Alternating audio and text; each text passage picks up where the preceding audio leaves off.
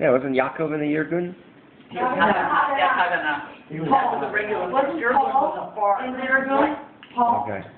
Paul K? Bagan. No, Paul K. not at all. Paul K. was a volunteer to help bring the refugees. Bagan was the head of it. Menachem Begin. Malcolm So I Bagan. found an Israeli friend of mine on campus. Yeah. I said, how do I join? He said, I had no idea how to join. He said, before you join, you should find out more about it. Tonight at Hillel, there's a discussion of Zionist meeting. a Zionist meeting. Come to Hillel. She's standing at the doorway, Yeah. and she thinks How was I'm that? the speaker. I was standing at the door waiting because I was, So who was the speaker? To see this old man. Who was the speaker supposed to be? Wasn't it supposed to be a minister or something? It was some, I don't know, he's a handsome young man. He walked in with Jack Weiner, actually. He's older than the freshman. I'll be Jack. The speaker was I know. a Christian. Okay. Yeah, she thought he was a Christian. She, I That was so heard. funny, I Bob. would say. Was that else? What do you think? Listen, that's not so funny You know why because people won't be there. one time one guy came Come up down to to me the and front said, and sit in the row with us. thought I was his parish priest. Oh, He said, forgive me, Father, for our sins. you must have been really, So Brad, I met the next day I called my family. I said, I met a girl. I think I could love for the rest of my life. Ooh. who was she? Susan Good. Susan Good. That's sweet. See, going to Hill She was so beautiful. She was so enthusiastic. Everybody that she got up to speak. Bob Shamow, everybody know Bob Shamow? Yeah. Yes. He was the president of ISFA. ISFA was the Interreligious Zionist Federation of America. That's part I was he was the president. Carmie was the That might be secretary. what you would say. How about that? He's running the meeting. She says to me, isn't he wonderful? Oh. So, well, the next person who got up, she said, they're wonderful. I said to So she was myself, not discerning. she thinks everybody's wonderful. That's why you want to marry me. I'm going to marry her. You thought she was easy? He took me over on Sunday. I asked knew he her was out. for me. I asked her out for the next night. I was teaching Hebrew then. And we went out that night. and we As went out opposed to the every night other after time? that, the night after that.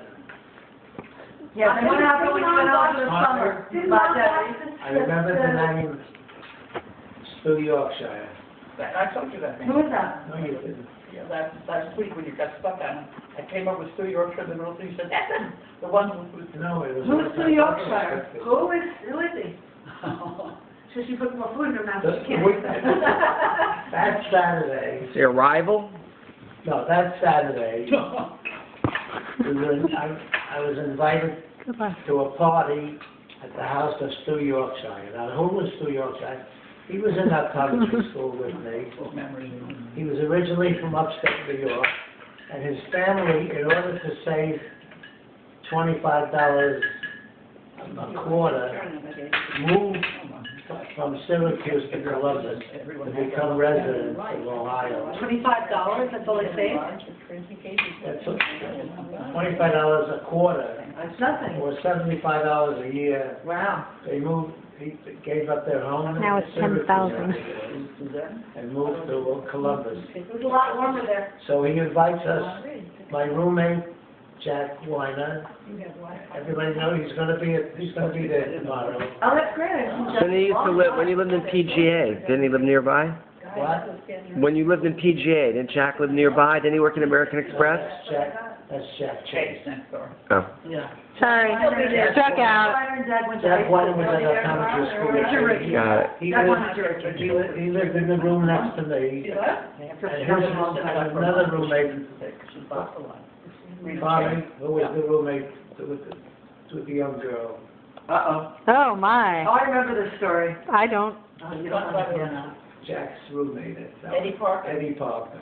Eddie Parker was Wow, a good looking wow. guy, but Fucking he it had out balls was like, of, almost 7 years ago. Questionable morals. Yes. He was hot. He, Yeah. a bad boy. We called bedroom eye parkers. He met a girl who was barely 18 years of age, You met and he asked I don't think I've heard talk this way. to Stu Yorkshire's home. So Jack wanted to take the secretary to the elementary school. I take Carmie. He takes this 18-year-old girl, 17. a big deal, I mean, they. So three couples go to his house. He meets us at the door. He says he's going out to get his date, and he leaves, and he never comes back. Oh. Later on, we found out that he didn't have a date. He went out hunting. Struck out. The guy with the bedroom eye I know, Sarah, are you all The good guy with with the the story? bedroom eye, let me finish the story. The guy Apparently. with the bedroom eye, Eddie Parker, takes this young girl, this very pretty girl, and he gets her into the kitchen and he undresses her. In the kitchen. He's got her up there to the waist. And he's dragging her to the bedroom. Goes to the bedroom. Nobody's stopping. That's called rape. That's probably. What happened next? He goes to the bedroom, turns on the light, and Stu Yorkshire's parents are sleeping in the bed. Did they wake up? They all sit up. He never told us that his parents were in the house. We thought we had the house. He goes downtown hunting for girls. He finally meets two girls in a bar. And he's trying to figure out how to get rid of one so he can. He spends half the night buying drinks, and then he realizes that he has no money. Oh. He left his wallet at home. Well, likely story. So he excuses himself. Sometime Leaves. 1 o'clock in the morning. He excuses himself. He says he's going to the men's room. Goes to the men's room. Never comes back. Crawls out the window. Seriously. Yeah. All is true. Absolute truth. And comes home. And we don't find out until we have to get the girls into their rooms. Late. Because at that time they had. We had curfew, I'd be home 10:30 during the curfew. week. You say that 12 late? o'clock on Friday night. Bad girl. 1 o'clock on Saturday. Oh, 1 a.m. on Saturday. You know, I had the same thing in college. You wouldn't sign a thing letting me go to a guy's party. Good. Well, yeah. I didn't know. We had gender-neutral bathrooms. I know. Let's just compare those. I was in the International House for Women. Uh-huh. Poor sailor during Fleet Week thought meant, some poor Dutch or German sailor during Fleet Week thought meant Oh, God. prostitution.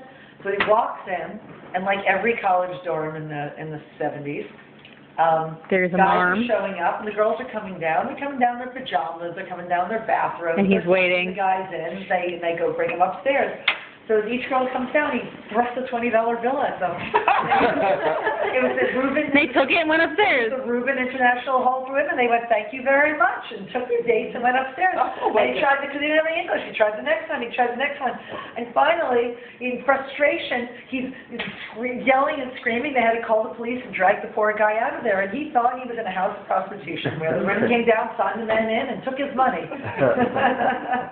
Wow. So that was You never told me that story. Oh, I'm sure I did, but I only lived there for a short time.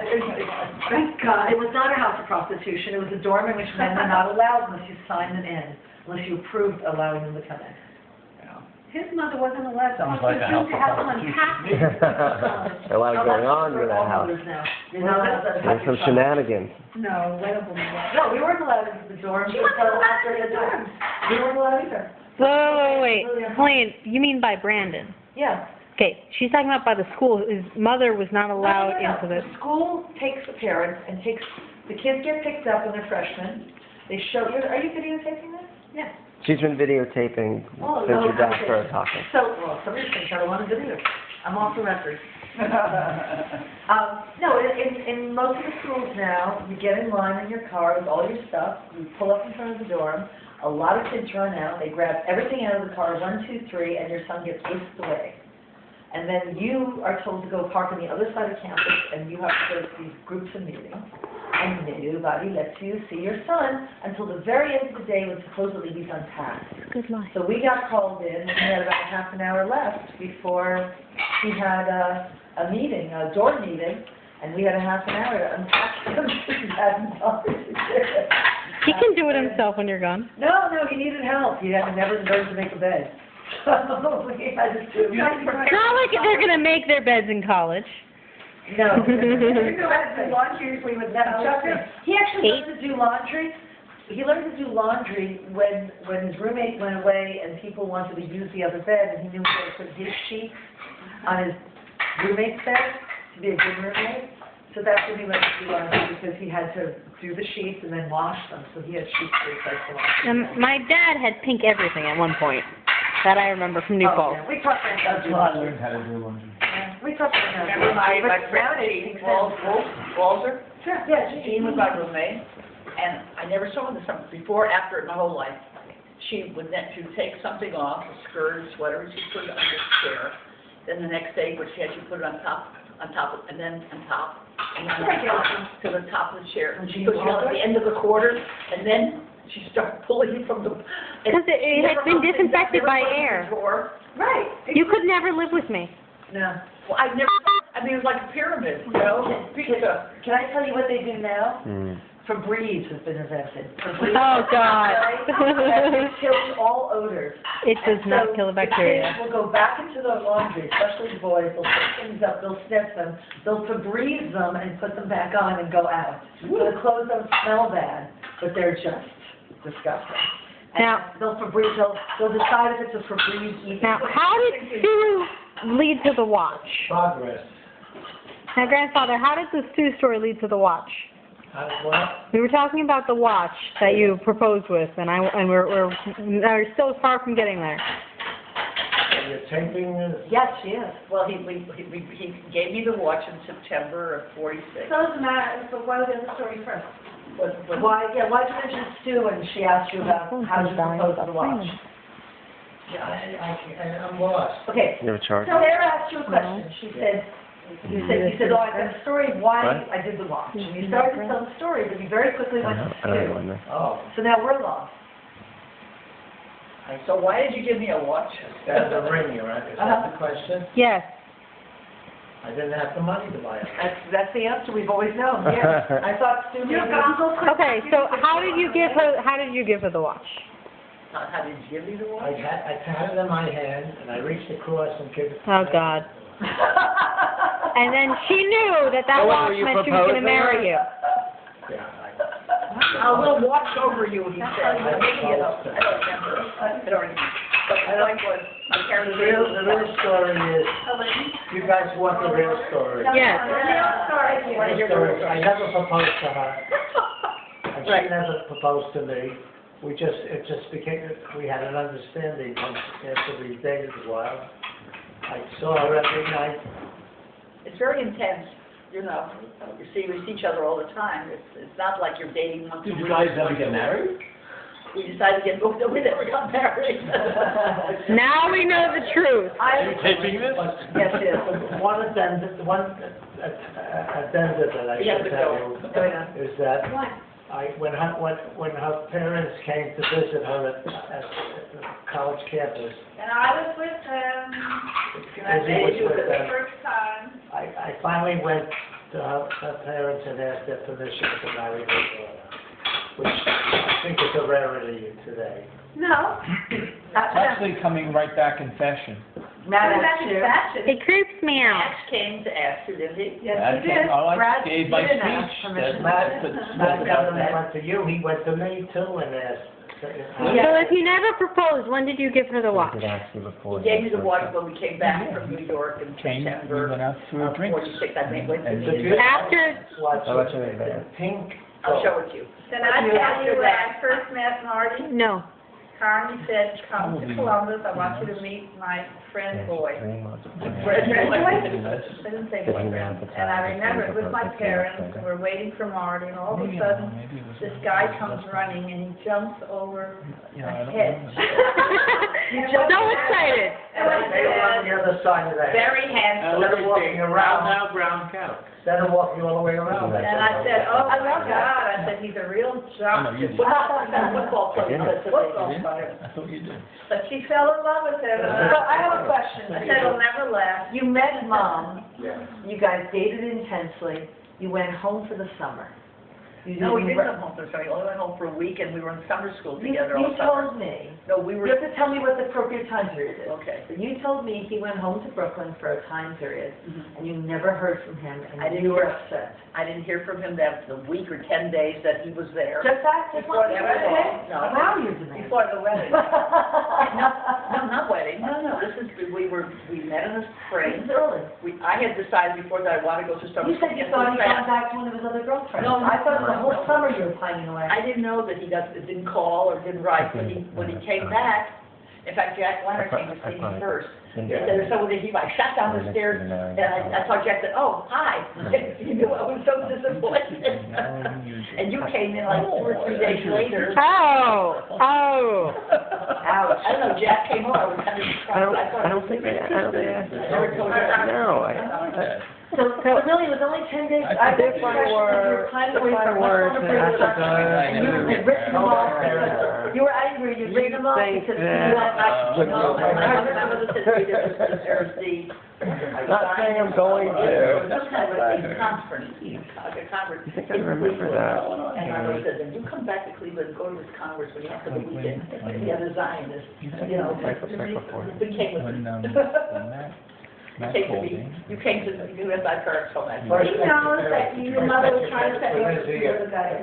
Okay. They made a picnic, they came, So, drove down, had a so, here, you, We were married in the whole following year together. He used to talk that for a He little was bit. third quarter junior when he came, went to the summer, started, officially started senior year, And how old are you in September, and we went through, we graduated, Any of your children are all I of really liked it. 27, and we were married that November. November so, when were you in New York? Because you said when you came back from New York, that's when you gave her the watch. I was there after the summer quarter. I went to New York with him to meet his family, Wanted her to meet my and that was parents. September '46. Okay. We were married a year later. Instantly loved her. So he said, here's a watch, by the way, we're getting married? No, we didn't say just Tell about the weekend you were married, when there was a big football game in Cleveland, and there were. and couldn't get a hotel room, remember? He never booked a room. We never arranged them, so my parents and I had to sleep with her. They slept at our home. Yeah. On your wedding My, night? And I my slept with parents. my boyfriend. Wait, on your wedding night? Yeah, my parents No, the gave Night before. their bed in the master You bedroom. slept with your We boyfriend? went upstairs to the attic on the third floor because we I heard also about you. had, Where was the surgery for? yeah, we had the attic upstairs. I slept with my parents, my I mother. helped in the attic. take the attic. Wait a minute, the night before the wedding? Yeah, everybody. Yeah, where did you go the wedding night? There were no We went to Stafford Hotel in New Went to York, the hotel. because we were gonna fly the following day to So Georgia. you were able to get a hotel room That, for that that night? took care of it. The game was over. Well, she was getting married, they had the game. It was over. I don't know why. I don't know What? what I say. Another Michigan. thing, No, not about. Yeah, didn't you and Grace watch? We're married with. No, he had a great game. Wedding night, Great. after the wedding, we go to the hotel, and we go to sleep that night at the Staten Hotel. Cleveland Browns, that was the game. And Oh, who wants to see them? about 8 o'clock in the morning, we hear a man's voice in our room. We both jumped up like this, look here about me. Why? Why? Someone had left the speaker on and the radio. People do that on purpose. They didn't have 24-hour news for voices. They had a limited number of stations, like 3 stations that you get with a little, that you could get through the hotel speaker. But there was nothing at the night before it wasn't working. It was on and it was silent. So here's the two of us we sit up in bed, and we're looking around where's this guy? We were so kicked. In fact, the plane went up, it went 120 miles an hour, but it had 60-mile headwind, so we were only going 60 miles from from Cleveland and stopping to Akron and then So it took stopping 8 hours? to go down to Savannah, Georgia. And I said, I'm walking home, I'll never get home. Pilot said, Then she flew to Israel 6,000 times a year. Cleveland, no, Cleveland. There are Savannah, Georgia, the island. It was so bumpy like this. Was it Douglas? Do you remember the name of the place, the island? Where, down in Their honeymoon. What? What's it called? in Savannah, Georgia.